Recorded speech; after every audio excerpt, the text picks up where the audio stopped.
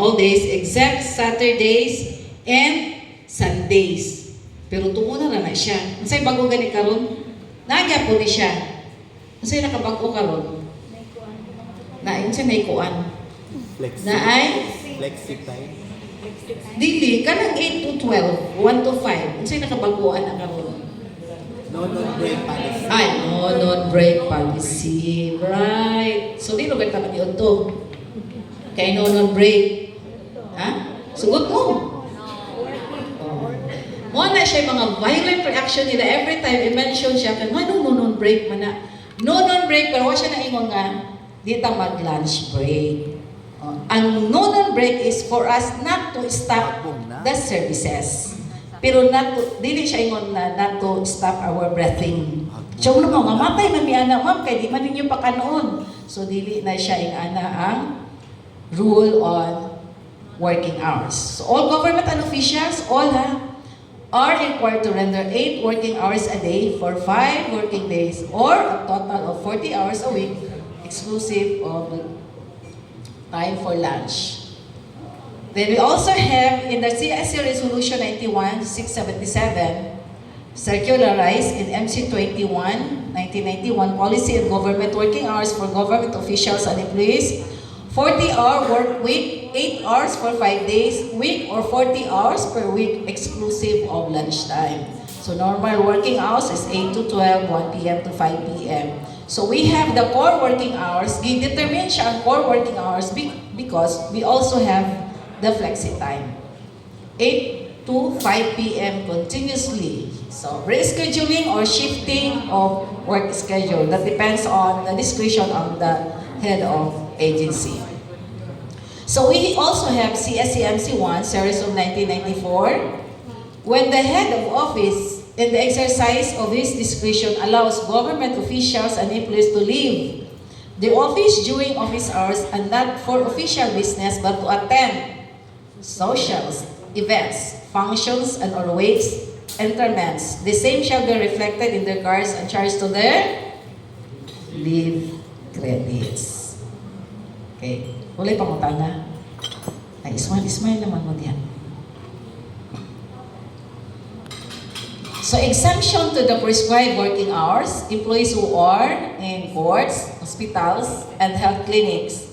We also have the school, teachers, those who are exigencies of the service demand deviation from the normal office hours. So, naman mga agency nga dili lang siya Monday to Friday, na mag-start on Tuesday to Saturday, Then, Rule 17, Section 2, each head of department or agency shall require a daily record of attendance of all the officers and employees under him, including those serving the field or in the water, to be kept in a proper form and whenever possible, registered on the bandiklak. So, dili nato na siya mautro kay balaod man na siya, bandiklak lang gyapon nakabutan diha. Although, we are now using the biometric. So, wala siguro tayo problema sa biometric, no? Nagyapon. On the water. High-tech yun dahil kayo, no? Kaya before, nag-boat. Sunod, nag-bandiklak. Maya na. Daghan kay problema sa lagbo, daghan gyapon problema sa bandiklak. Now, we have biometric. Di ka pa yung problema sa biometric. Kung nagka-high-tech pa, nagka-high-tech, buti ka po itong problema, no? So, service in the field shall refer to a service rendered outside the office proper. So, whether we are in the field or in the office, we should have the proper timekeeping. Service with the water shall refer to service rendered on board a vessel, which is the usual place of work. Kung asa ka dapit nagtrabaho, like nagtrabaho ka sa marina, so ang imuhang pisina, saka mo kasapot. So dito kasapot. Then we also have the CSC Resolution number 91-677, circularized in MC 21, Series of 1991. The policy on government working hours for government officials and employees. Record of attendance, proper form, registered in the bandiklak, names and signatures, as well as arrival time and departure time as indicated, subject to verification. Applicable to those working or serving in the field So, nakatago na siya sa lugar na pwede na ito makita. Dili, taguan nga, dili siya makita. Nawala ang logbook. Gihipos, manggod, na sobra gihipos. In the custody of a responsible officer who shall monitor the arrival and departure of officials and employees. So, naka-biometric na tatar, kumpiyansa na tato. Nga, nag-biometric naman. Pero, nawagyan po dito yung problema, no? By the way, kanya siyang orientation, customized ni according to your needs. But we have to mention sa mga CSC Memorandum Circular. So another resolution in MC number 21, series of 1991, the policy and government working hours for government officials and employees. Other officials, including presidential appointees who are not required to use the Bandi Clock, but they have the record of attendance in a manner prescribed in the office. Dili pwede nga, adto ka sa opisina, wala tayong record. Dili man mi, o pwede man accepted ba ni mag-time in. Yes, pwede accepted nga dili mag-Bandi Clock, but there is always the record of attendance. Before, our RDs and director tools don't have, we don't use the mga time in and time out. But we do have separate logbook, no? Para na monitoring of attendance. Pero karon kaming tanlan laras gikan sa ubos paingon sa director 4 biometric. Although we have, yes ma'am. Although we have we are given the flexi time, the 4 hours, the 9 to 6 among ginagamit. So dili mi late ana, but every day basta namin sa office, time in and time out, yun na siya. Section 3, chiefs and assistant chiefs of agencies who are appointed by the President, officers who rank higher than those chiefs and assistant chiefs in the 3 branches of the government, and other presidential appointees did not punch in the Bandi Clock, but attendance and all absences of such officers must be recorded. Observance of prescribed office hours in the LGUs. So all sanggunian, secretaries, and department heads of local government units are directed to observe the prescribed office hours and to record their attendance in appropriate manner allowed by civil service rules and regulations. Section 4. Falsification or irregularities in the keeping of time records will render the guilty officer or employee administratively liable without prejudice to criminal prosecution as the circumstances warrant. So we have here a decided case, Garcia versus Bada. Respondents' act of punching another employee's time card falls within the ambit of falsification. So falsification of daily time records is also an act of dishonesty. Under Rule 14, Section 22 of the Civil Service Rules, falsification of official documents and dishonesty are both grave offenses. As such, they carry the penalty of dismissal from the service with forfeiture of retirement benefits, except accrued leave credits, and perpetual disqualification for re-employment in government service. So under the revised rules on administrative cases in the civil service, grave offense is punishable by dismissal from the service. So murag patingala mi kang nala magyapoy kanabitong mga irregularities sa youth biometric, because before may katumunang panahon nagagamit pataglag book o kuan mo tong gubot kaayo daghay kaso sa civil service. Kaya nga naman, ang logbook, isulat-sulat ra ba yan? Isulat. Nya, di ba? Mag-logbook katuon na pag-abot nimo 7:30. Tinuod yun nga, abot kag 7:30. Ang sunod nimo 7:35, 36, 37, 38, 39, 40. Pag-abot na sa 55, dili gayro ang oras. 55, 55, 55, 55. Dugay kayo mo. Hindi na mo dagan. Tama na yun, 7:59. 8 na yun. Diha, nagsugod ang daghan kay may trabaho. Kay i-close man nila sa guard. I-close. Apil ang guard. Kaya nga naman, bisag i-close na, or moabot mo ko, nagadagan pa, layo pa, ay guard, ay lagi na siya i-close, ba't ako gani magkuhan? So, imunaan na. Or, wala ito, dili mairog ang oras. So, daghay kaso. Sumuto siya nga. May na lang, na-discover si Kuan, bagdiklak, pero okay apon. Dagan niya kung kay dagan mag-punch. I-punch, nga na ba ang kasagaran na mag-punch sa atong cardis, atong mga BFF. Diba? Friend, ikuan sa ako kay mahapit ko dito sa Kuan. Sige, ugma, ikaw, nagpul ako, nagpulha. Sabot. Huwag sa dihang nag-away sila, ato din sila sa civil service, kaya nagkiha-kiha silang duha. Nga naman na siya, ambot lang kakaroon. Wala pa may nakadungog sa bago nga case sa Kuan.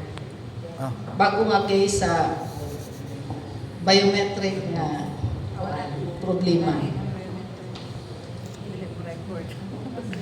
So, Section 5, officers and employees of all departments and agencies except those covered by special laws shall render not less than 8 hours of work a day for 5 days a week or a total 40 hours a week, exclusive of time for lunch.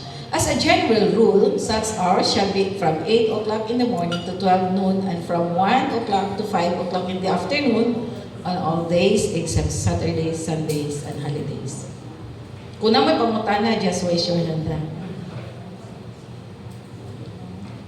Flexible working hours shall be allowed subject to the discretion of the head of agency, department, or agency. In no case shall the weekly working hours be reduced in the event the department or agency adopts the flexi-time schedule in reporting forward. Dahil flexi time din eh? Dahil gapon? Hindi na ko din na mag-flexi. Ano flexi time dito? May traffic din eh. Mga utilities, usahay. Nganong na may flexi time? Nganong ganing mong flexi time ta? Kay, paano di ta mali? So, wala late. Ano flexi time? In our office, allow me to share our own policy. When it comes to flexi time, mag-flexi time ko, unsa may reason ni mong flexi time ka? Pagdugay mo kumumata, pag hindi na siya i-approve yung flexi time, kumura na yung rason. Ganong dugay magkamata? Naganahan, magyugikuan ng mga Korean, dili novela mo, mga siri, etc. Dili valid. Dili pwede. Nag-apply of flexi working hours for valid reason, such as nurturing kuan ka, mother, nurture parents, o magpa-kuan, or na kay parents nga imo gina-ariglar din sa kuan, gina-ariglar din sa inyong balay. So, mo na siya mga possible reason why we avail of the flexible working hours.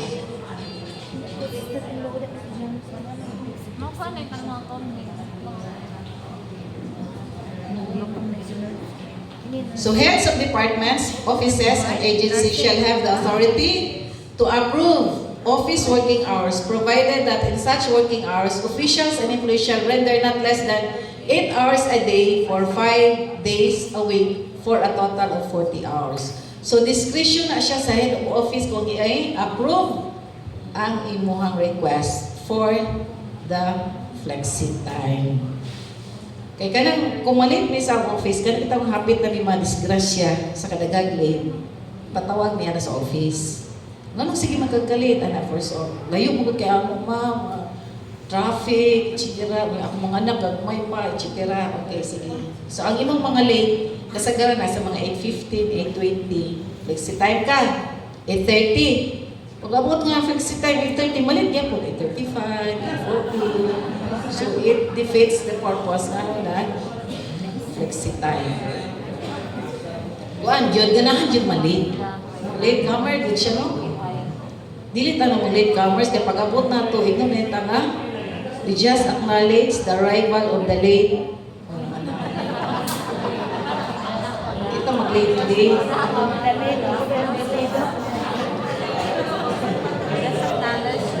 Kay branded man ta sa late, or kung makatunga tag di malit ang mura sila nakagitag multo, hala, nana lagi ka, nauna lagi ka sa ako. So the flexible working hours shall not start earlier than 7 in the morning and end not later than 7 in the evening. Heads of departments, offices, and agencies shall, however, ensure that the public is assured of the continuous services of the agency from 8 in the morning and 5 in the afternoon. They shall also ensure uninterrupted public service delivery even during lunch breaks. So in the exigency of the service, working hours may be altered to include Saturdays and Sundays, provided that the employees who work on such days may choose a compensatory day off during weekdays. So provided that Saturday and Sunday are regular work days and not cases of overtime. Mo na yung regular na schedule. Unless kung dili siya regular na schedule, mo to siya mag-request ng mga CTO. CDO. Inyong favorite CDO. Pero dili na siya basta, ay mo CTO ko, kay kuha, nag-overtime ko. O nga, kung sige mag-overtime. Siya di mong gibuhat sa 8 to 5. Ano, nagpamutan na diha.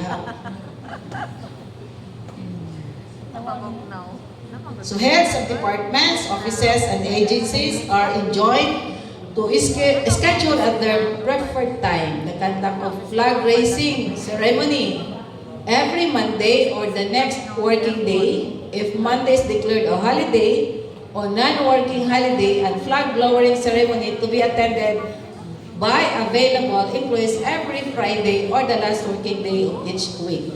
So wala yung problema sa inyong flag raising ceremony. Ha? Murag saba man. Wala. O kung mag-flag ceremony, the agency can have its own standard. Wala'y mag-travel on early Monday. Mag-attend sa flag raising ceremony, ay malakaw. Kaya may tabo, mura din nag-empleyado. Gamay ra kayo ang nag-flag racing, no? Ang flag racing also, na-practice ninyo nga, if dili lang siya Monday. Kung holiday ang Monday, the flag racing will be on the first working day of the week. Kunya kay holiday man ta sa Friday, mag-flag lowering na ta sa Thursday. The same attendance to the ceremony shall also be monitored by the HR. Kaya may tabuanan na siya, uy, Lunes magkarupuan. Lunes magkarupuan. No, ano naman, hapit na 7:45, hapit ng 8. Magpanugay-dugay ko kay flag racing pa man. Na magsayo gani kay para maka-attend sa flag ceremony. So we don't give enough time, no? Monday, mas ma-excited ta. Magpanugay-dugay kay para dili maka-attend sa flag ceremony. Mao na siya nga gina-monitor na mo kinsay na asa during the flag ceremony. In our office, commission-wide ng flag ceremony, Monday convocation, hybrid. Some are in the office, kami nasa field namin sa via Zoom. So, check ya po ng attendance. Kasi na kami sa boat, sa bus, maminaw ka, kinahal mag-attendance dito for the flag ceremony. Yung flag retreat po, wala'y tao. Nag-uli naman. So, dili po ta mag-allow no flexi time on Monday and Friday. Para kumplito, yun na siya. Agencies shall formulate their internal rules in the implementation of flexible working hours. Any work beyond 40 hours a week shall be subject to overtime pay or compensatory time off as may be authorized by the head of department, office, or agency in accordance with the provisions of CSE DepEd Joint Circular Number 2, Series of 2015, dated November 25, 2015. So an evaluation report on the adoption of flexi working hours by the department, office, and agency shall be submitted to the Civil Service Commission within 6 months after the start of the implementation. Tuna, mag-submit, karoon na may mag-submit. Basta kayo di-monitor na siya sa HR, unsa effect sa flexi time or sa CTO. Nahuman ba itong trabaho kung nag-CTO ba? Wala na violate kung nag-flexi time ba? Mga yung anak ba? Ang tanan nga balaod nga atong gihibuhan sa civil service is for the benefit of the employees. Dili na siya for the benefit of the employees. And of course, the bottom line is, kung healthy si empleyado, maayos siya mo servisyo. So, ang bottom line is our excellent service to our customers. Okay?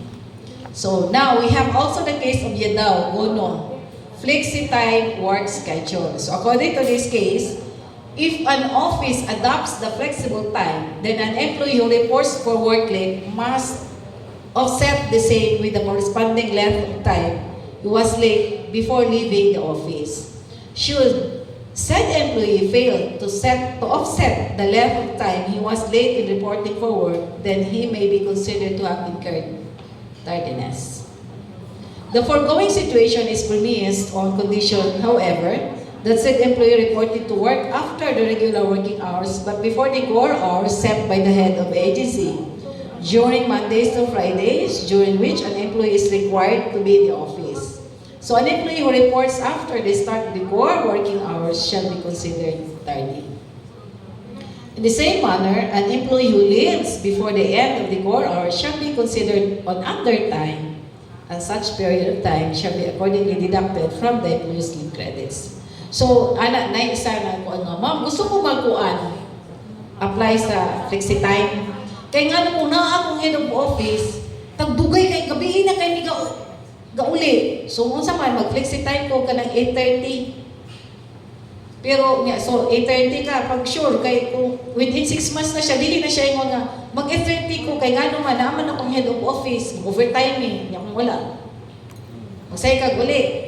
Kaya wala man, under time ka. So kung muingon ka nga, 8:30, magawas ka, so magawas man. 5:30, ay wala man si madam, wala si sir. Gawas ko 5, kay time na ginako ni karon o di. Pwede lagi ako, kung may magbuot sa inyo, magawas ka. Gusto mo ka muli. Pero, the same siya be deducted to your leave credits. So muna siya, dili ka pwede magbalin-balin.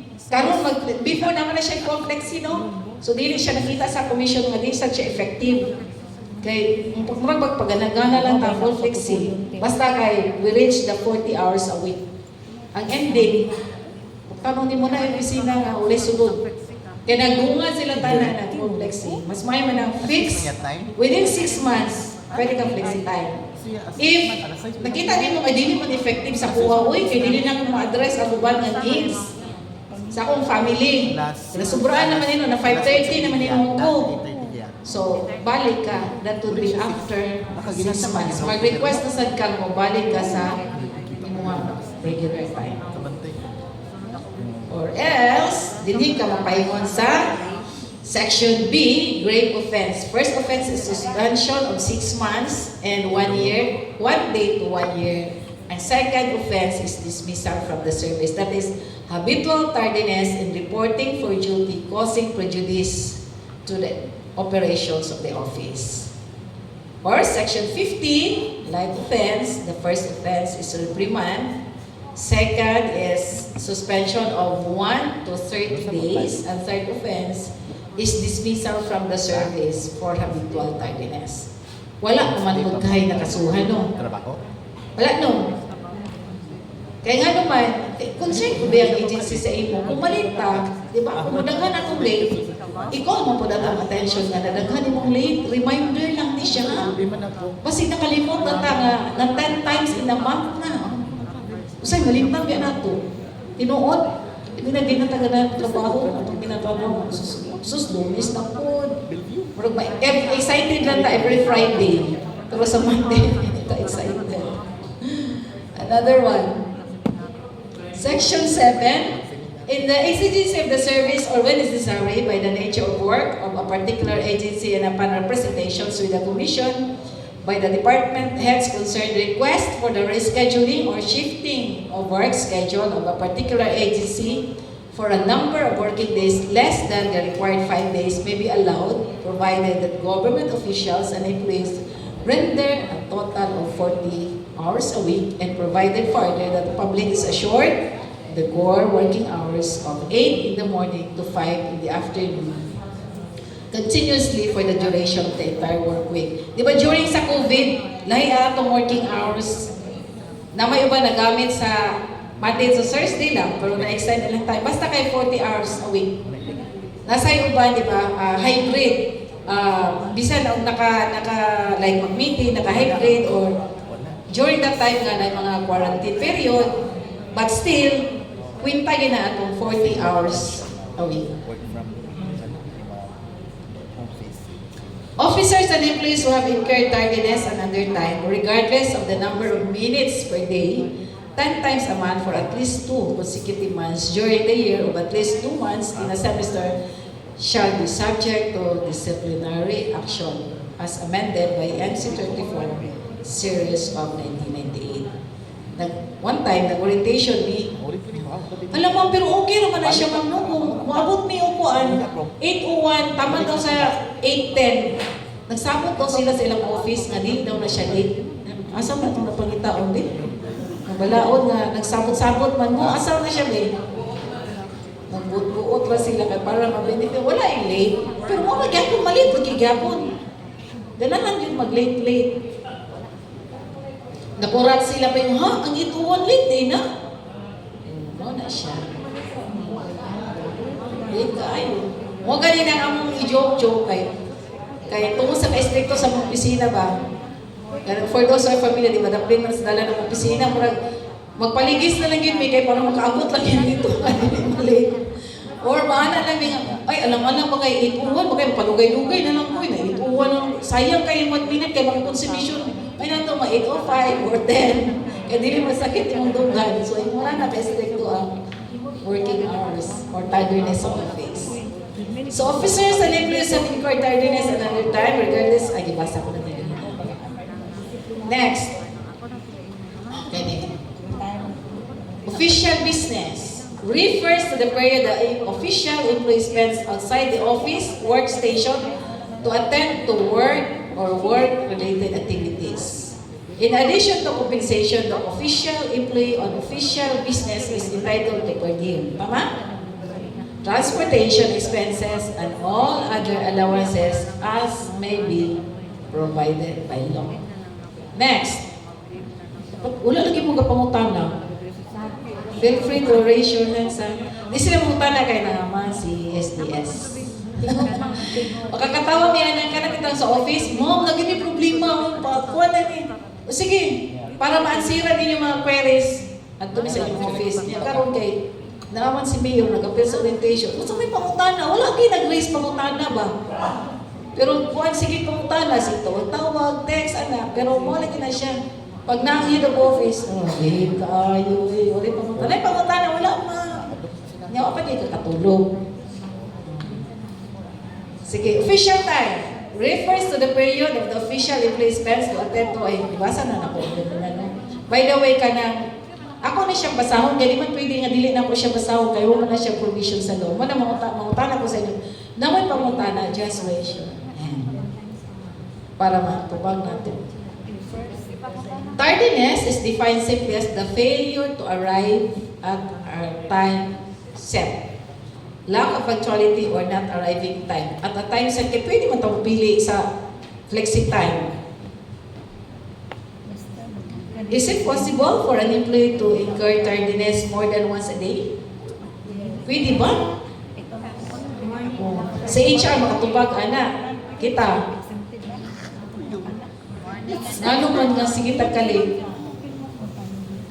Tardiness is defined simply as the failure to arrive at a time set, lack of punctuality, or arriving on time.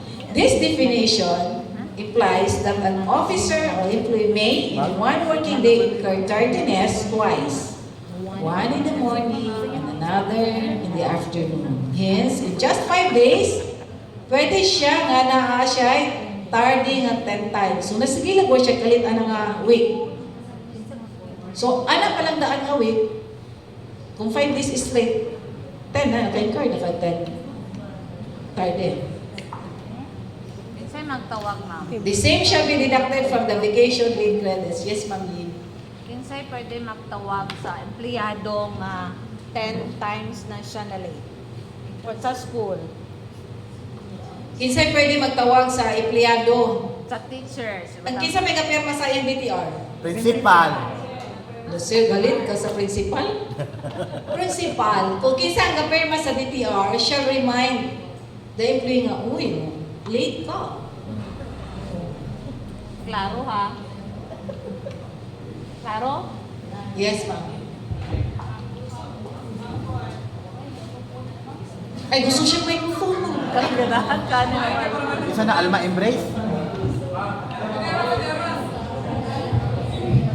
Good morning, everyone. It's hard for us to transform employee.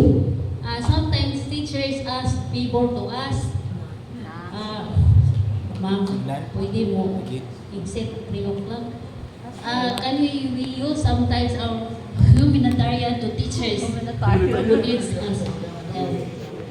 Kung yung mga dili, pero urang kadamutan may kay, kay kanan sa kaya kay istrikto po kayo, pagbarangon may sinusugot. Pero kung Sige na una, kaya ka makalaada, barangon. Uni na lang na siya. Di ba, joke lang. Kanang sa pa nila mabuli sila sa'yo. bulit pa yun sa ako, ang group chat. Ano na pagpili ko sa pag-bukit sa experience ko ano ma'am. So, ikapila lugar mo sila, alam, today, at 3 o'clock. Unsa mo ba ito siya oras muli? It depends upon ma'am sa program na iyan ni Kuan. Ni Kuan ang kung ano na mga turuba mo na kayo ang Kuan civil service. Di sabi mo, ma'am, uy, ang inyong head of office may magkuhan sa inyo nga ba? Patawag, ano mo ng pirma mo? Ingani ni siya, ma'am. Nay, scenario in the office. Allow me to share this. Sige, allow si supervisor kay humanitarian reason, maka-MD mo. Sige, humanitarian reason. Permahan niya DTR, maski dili mo ang time. Kay, for humanitarian reason. Unang away man silang duha. Di, naningin. Bounce dito sa supervisor. Kinsa man niyo sa imong ng pirmahan ng DTR nga di mo na mao. Di ba na certification sa ubos sa DTR? Yes. I certified. Sige, Sir Basil, I certify to the correctness and the truthfulness na ba na siya, o, di ba? So, ana siya, ma'am. Pwede man tamaluoy. Ay, sige kaluoy. Kaya hindi nga na, kita hindi makaluoy. Kaya ana, di walang kita kakuha ng supervisor, bakit mo pag maluoy mo ko sa iya? Pwede naman siguro ka maluoy. Talag sa ko, sige na, hindi na nakaluoy, ma'am, eh. Abuso na na. Yeah, mo lagi nang hindi. Ikaw may manubag kay ano, ikaw pirma sa DTR. Mubalik kira sa baba. May lang na siya kunya. Pag uman, sige na siya, sige na kaghatag humanitarian reason, ma'am. O karon may kag stricto man kay civil service. No, humanitarian reason. Itugan na nung kanya sa mua. Si ma'am nagsigig pirma sa kung DTR bisag dili mao. Lagi sa may padawat ano ko. Ala, pirmahin na ng Alma. Pirma na sad ka. Wala siya, dili, maka-addict mo na siya, ma'am. Di na sa mundang. Kung yung mundangon, disgrasya na yun na siya. So, muna siyang, kanabang, murang kalig, di na ni siya maayo. Kaya, na-abuse na galing ko, ani. Dahil, hindi nakakanong, bago-una ka, bago-una, nagbago-una yun. Nilad yung batasan. Anak na din ang hindi, ma'am. Ikaw, nagilan na yung dautan.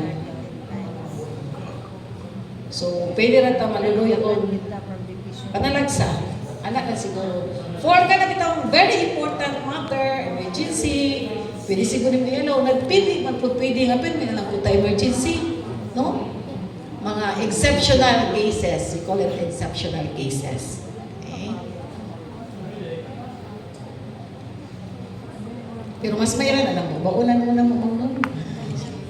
Okay, we have Memorandum Circular Number 4, Series of 1991, Policy on Absenteeism and Tardiness. An employee shall be considered habitually tardy if he incurs tardiness regardless of the number of minutes, 10 times a month for at least 2 months in a semester or at least 2 consecutive months during the year.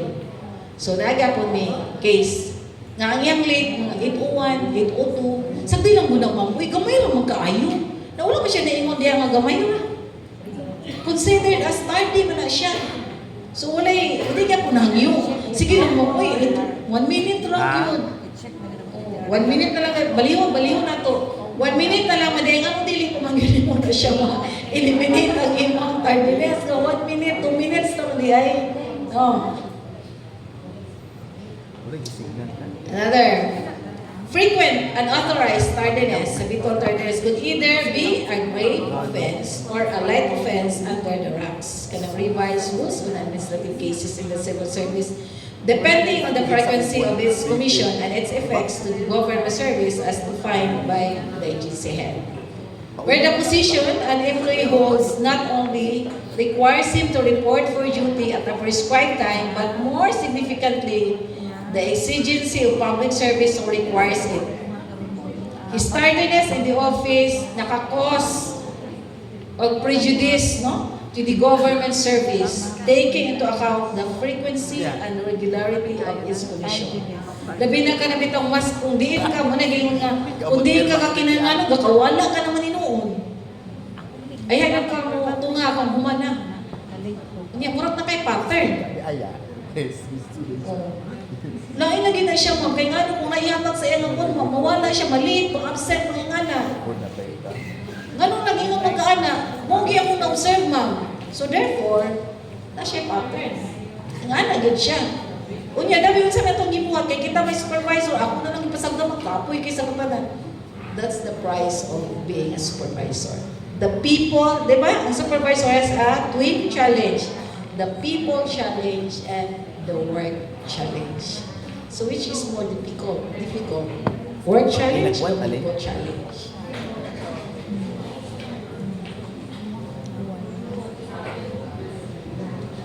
So under the RACS, Section 50, habitual tardiness, slight offense, first offense, reprimand, second offense, suspension of 1 to 30 days, third offense is dismissal from the service.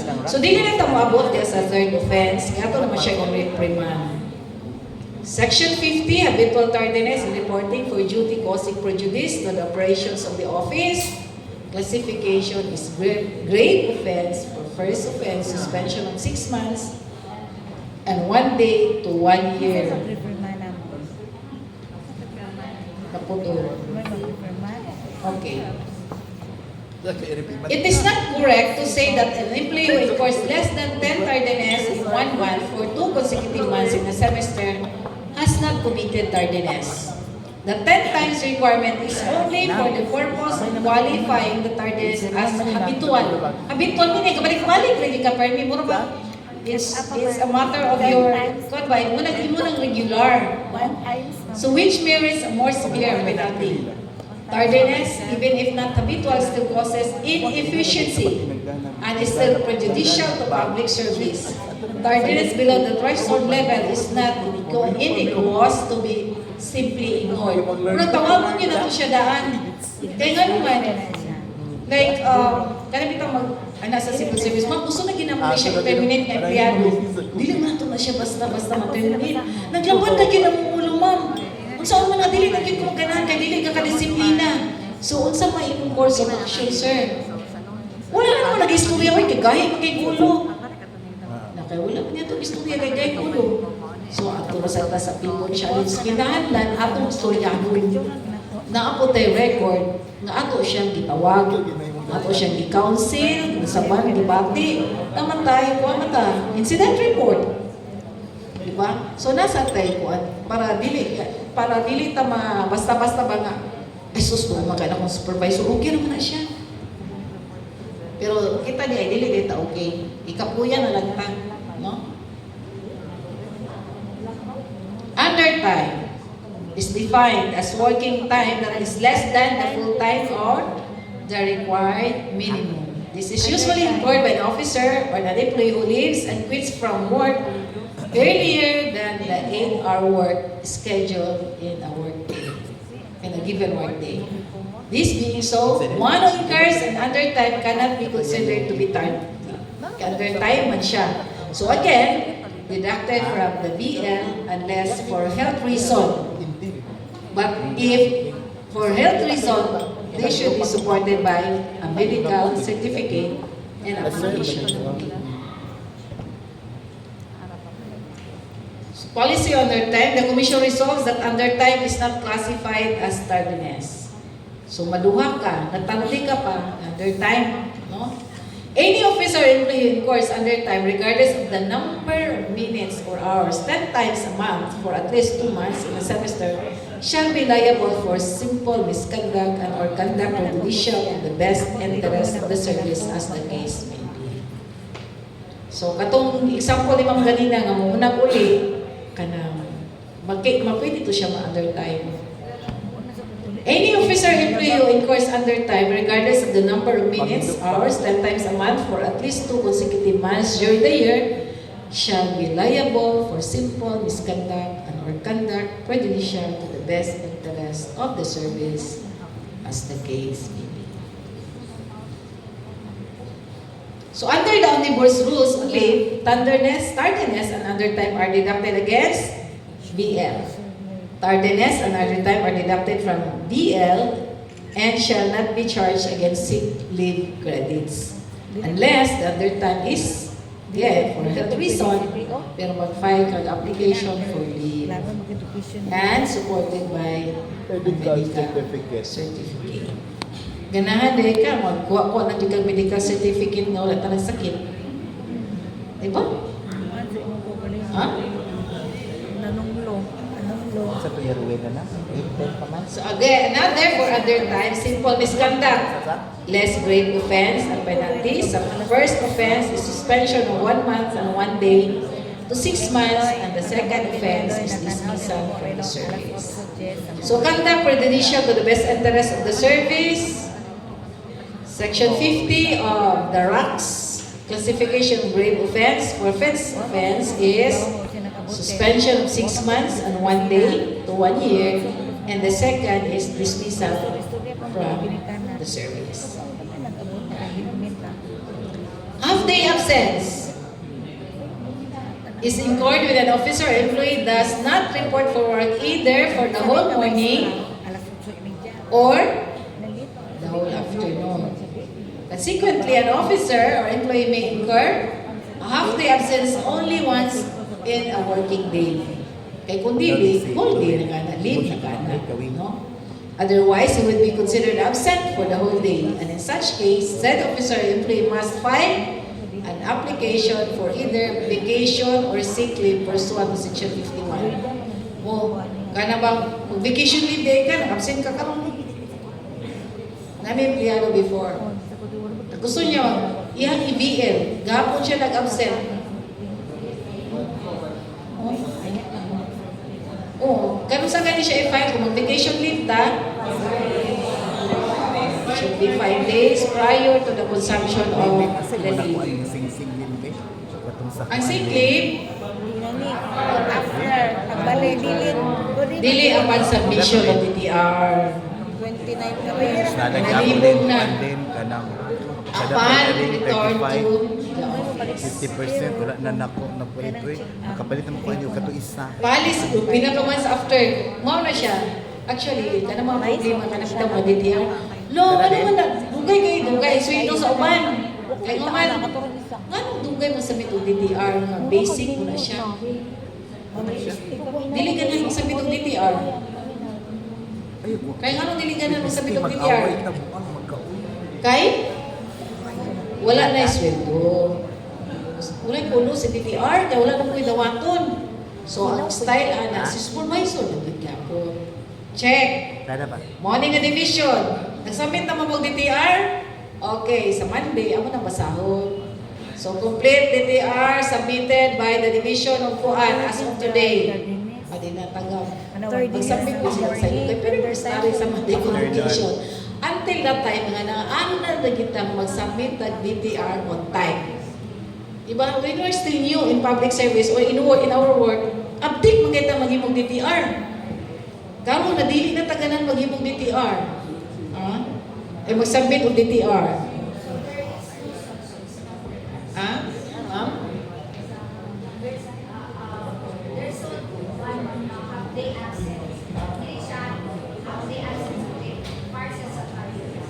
Oh, it's either tardy ka or under time.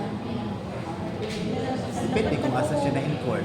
Either afternoon or morning. Good morning. So offsetting of tardiness or absences by working for an equivalent number of minutes or hours by which an office or employee has been tardy or absent beyond the regular or approved working hours of the employee is concerned should not be allowed. Ano siya kung isang tulad na?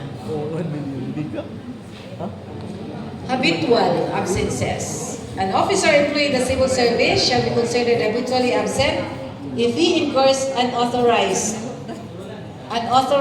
absences exceeding the allowable 2.5 days monthly leave credit under the leave law for at least 3 months in a semester or at least 3 consecutive months during the year. 1.25, 1.25. In case of claim ill health, heads of departments or agencies are encouraged to verify the validity of such claim, and if not satisfied with the reasons given, should disapprove the application for sick leave.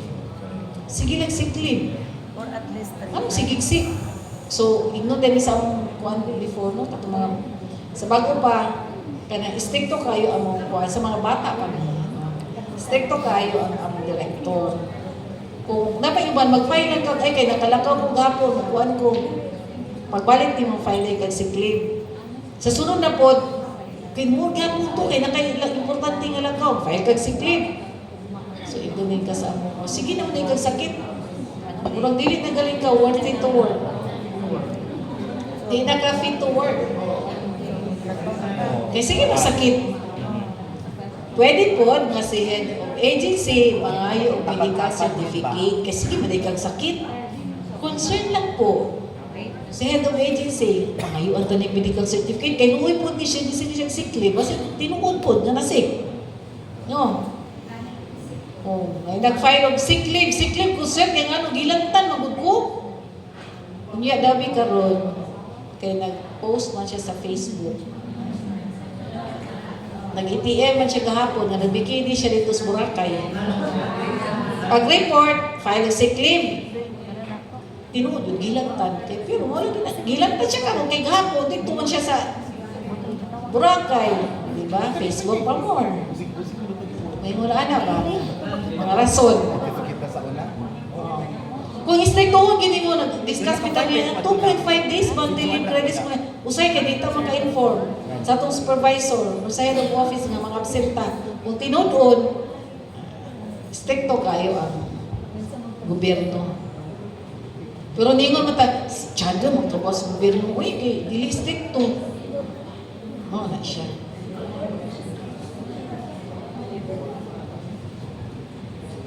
Yung strictuhon, mas pupunta, no?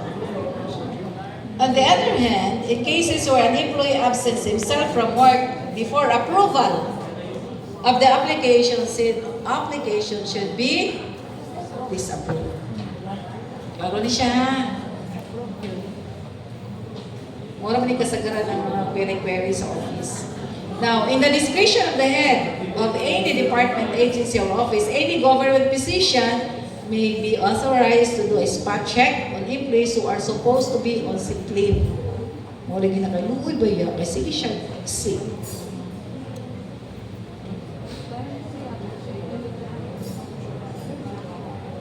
Kani. Absence on a regular day for which suspension of work is announced, where an official or employee fails to report for work on a regular day for which suspension of work is declared under the start of regular working hours, he shall not be considered absent for the whole day. Instead, he shall only be deducted leave credits or the amount corresponding to the time when official working hours start up to the time the suspension of work is announced. Before, ma-absent din ka sa whole day. Ma-absent lugar ka whole day. Namin tayo ng pinakurang dito ang mga suspension of work. Pero just the same, that was before karon kay total lang ito the equivalent of number of hours na nawala ka sa office. Butang niya si gobyerno po. Diba? Section 10. When the interest of the public service so requires, the daily hours of work for officers and employees will be extended by the head of the agency concerned, which extension shall be fixed in accordance with the nature of the work, provided that the work in excess of 8 hours must be properly compensated. absence without approved leave. So an officer or employee who is continuously absent without approved leave, awol siya. Awon, hindi na awon. At least 30 working days shall be separated from the service or dropped from the rolls without prior notice. Shall be informed of his or separation not later than 5 days from its effectivity appearing on his or 201 files or to her or to his last known address. Wala pang na. Are we still together? Abuso po man, mula yung paman ako siyang ikuan. Kaya sayang ang kuan. Okay. If the number of unauthorized absences incurred is less than 30 working days, a written return to work order shall be served on the official or employee his last known address on record. Failure on his part to report for work within the period stated in the order shall be valid ground to drop him from the rolls. Okay. Compensatory time off. This is in accordance to Civil Service Commission, Department of Budget and Management Joint Circular Number 2 Series of 2004. So ang reason ani is wala naman tayo kabayad na money, wala na tayo kuan budget no para sa overtime. Because before, sige bitag bayaran overtime. Dili nga na kay stricto before. Wala gina siya murag pagganagana na ta mag-overtime niya. Bisag walay output mag-overtime kay gabayaran ta overtime pay. So namugna si compensatory time off. So non-monetary remuneration for overtime services rendered. Ang purpose is to provide a uniform policy on the availment of compensatory time off in lieu of overtime pay. So coverage shall cover incumbents of positions of chiefs of division and below under permanent, temporary, or casual status and contractual personnel whose employment is in the nature of a regular employee.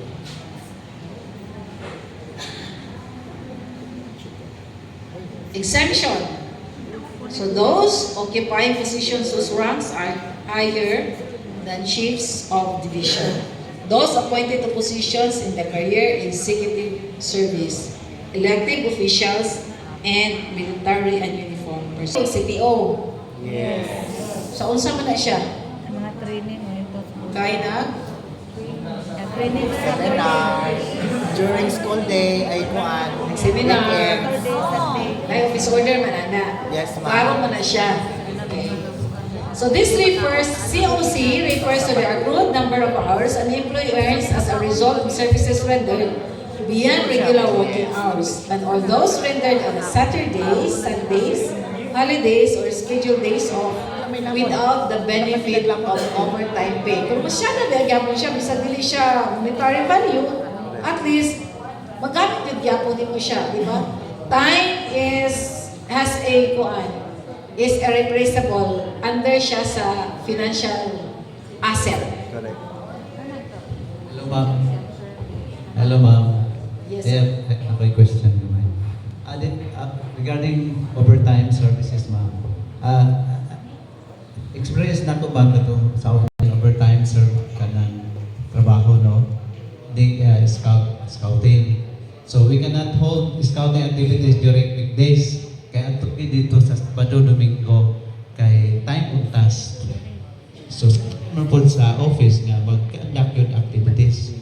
Then I prepared, I submitted a activity design, a proposal, then it was disapproved by our head of office holding a scouting.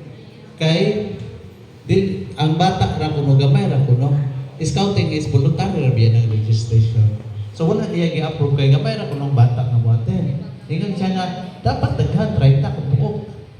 So it is approved niya.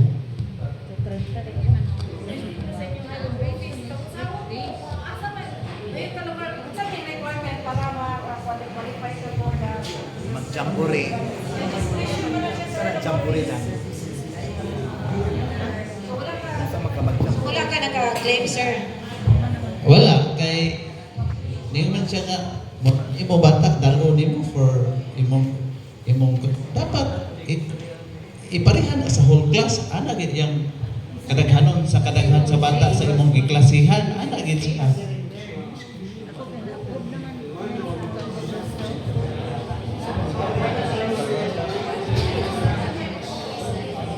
May displeasure mo na sa side of office, yan mo nag-i-validate o yan i-evaluate what's the reason for the overtime.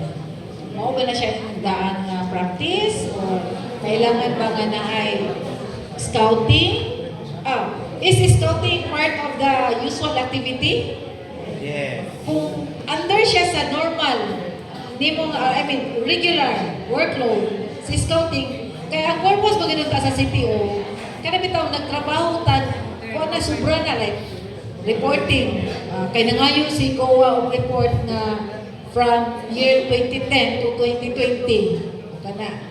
So, hindi mo na siya under the regular workload. So, mag-wait mo na. Kung mayingon ta lugar karon nga naay bisita mo abot, nya kitang tanan naay presentation dito sa kuan ata dito dapat present kay naay presentation blah blah blah. So, that is not under the regular workload. Pero kung under sa regular workload, na pwede nyo siya mahimo. Or under kina sa imong regular function, pwede na siya mahimo. Is it sanction magud sa office kay pakat may scouting pangaya may report. So, kana siya is the discretion of the head of agency. Who is the authorized na musahin sa DTR? Kaya sa una, sana mo may nagpirma. Is it ang among mga school teacher, 2007 di ay. principal mag-sign sa overtime services, grant of service credit sa ilang DTR? Ang magpirma sa? Ilang DTR sa overtime services Hindi, rendered? kasi regular magpirma sa PTR, wala magpirma sa atong phone. Kay, di man tayo mag-claim sa atong overtime credits kung wala tayong accomplishment report. Ang accomplishment report shall be signed by the supervisor. Ayun na to siya isubmit. Pero dapat prior to the consumption of CTO, we have the office order. Nakita siya office order. Napo na siya target, like when karon na activity o masakuan. So, unsa may imuang role for tomorrow's activity or for Saturday's activity. Submit din tayo accomplishment report and ha?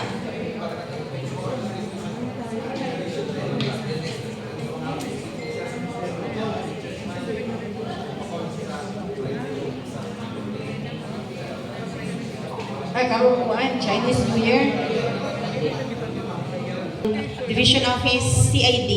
So dili sila maka-verify as to the attendance of the employee kay wala man sila during sa training. So ang muperma sa ilang DTR kato si supervisor.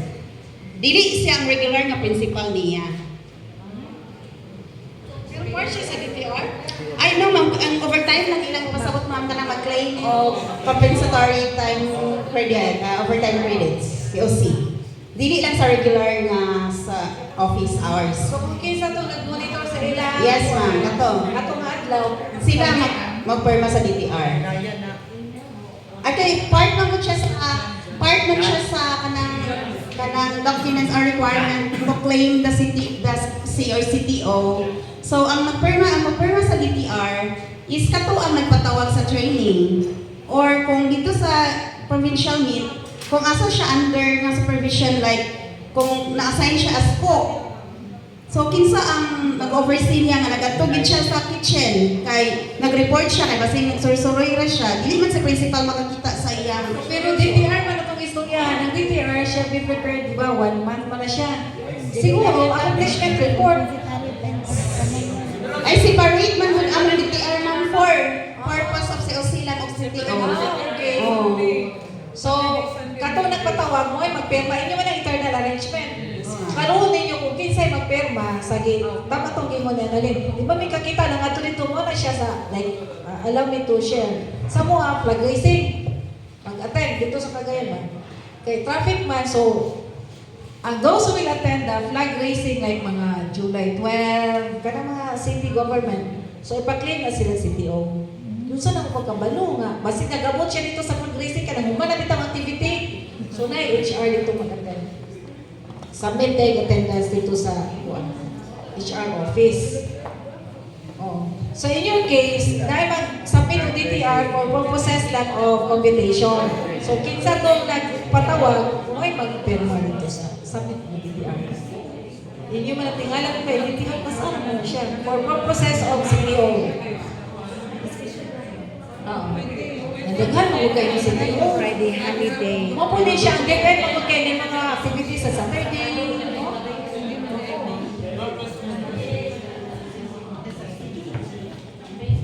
Actually, kani akong kuan ma'am, is wala ni na nahitabo sa among agency, but this happened to another agency. So ako lang i-clarify ma'am kay sa agency mo gani sa wife, then nakalalis may ito ani. A certain employee ma'am is absent the whole week, so 7 days. 7 days no, dili man sa mga agency, sa another agency. So Monday, for example, Monday to Sunday, wala siya ni-report ma'am. So without leave. So, di ba ma'am director, di ba kung absent ka 5 days without leave, you have kailangan mo present of medical certificate. No? Then kato ma'am is wala nahitabo sa iya ma'am kay in that 7 days nasa off isa. Ang iyang off is dito sa Friday. So ang ilang reason ma'am is 4 na daw ang absent niya, kay off niya ang 5th day, then absent na po din siya 2 days, Saturday, Sunday. Ano mo ba? So wala siya gipa-present of medical certificate. Is that Kasi private siguro na. valid? Private siguro na. Hindi, government sir. Wala na siya ang iyang. DOH. O, tagdan ka pa lagi kung ka na. Nurse na. Oh, correct. Nurse. Lahit ko na ilang kuhan. Nurse na siya, sir. Siya nurse. DOH. Nasa sa hospital. Oh. Kung na lahi ilang working hours. If ang iyang Monday to Friday, ang iyang, Tuesday to Saturday, is mo na iyang